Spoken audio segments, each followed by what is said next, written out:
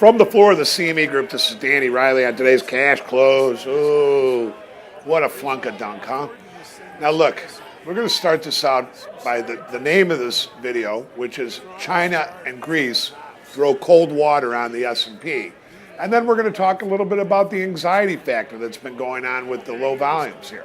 You had to expect, and I've been saying, I didn't think the S&P was going to go up sharply or down sharply. And I know that we pointed out thin to win.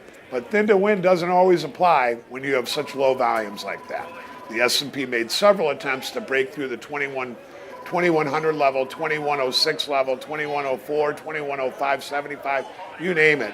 And it just couldn't take out those old 2109.75 highs. So here's where we are. Overnight, the Asian markets closed, I think 9 of 11 markets closed lower. The Shanghai Composite closed up 2.2%, and Hang Seng closed down 0.31%, but pretty much down across the board. Weak numbers in Asia. And that weakness rolled into Europe, which we pointed out a couple of days ago, was it yesterday on the close, or late in the day, when the DAX sold off 95 points, and then the S&P kind of went with it. So the net changes in Europe is the DAX closed down 2.58%, the FTSE was down 2.4%, the MICEX, the Russian market, was down 1.99%, and our good friends in Greece were down 3%. And that also was weighing on the markets. Greece, my own gut tells me Greece is going to default, but whatever, let's just play this out.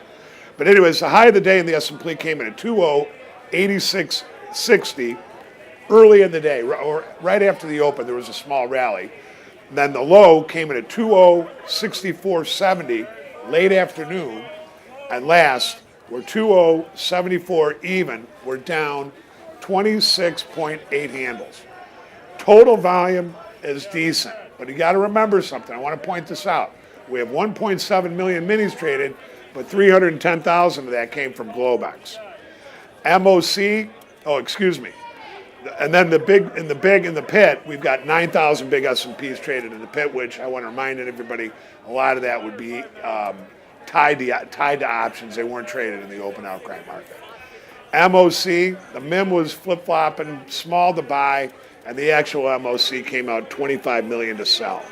Now next week we've got a really, really low level of economic reports, but we have a high level of earnings. Big names coming out all week.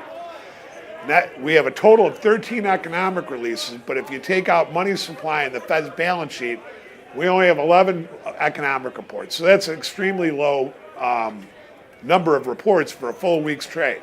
And then we've got 11 T-bill or T-bond auctions or announcements, and we've got no Fed speak whatsoever.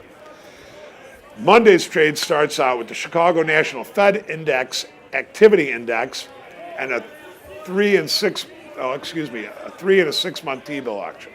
Now, as I've been trying to point out to you guys, look, I hate to say it, at least for right now, I think the S&P is taking the back seat to the DAX. Now, the DAX was up quite a bit, on the year. It's way outperformed the S&P.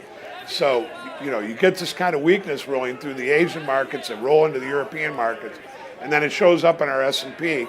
We open down, and then we go into a tailspin lower.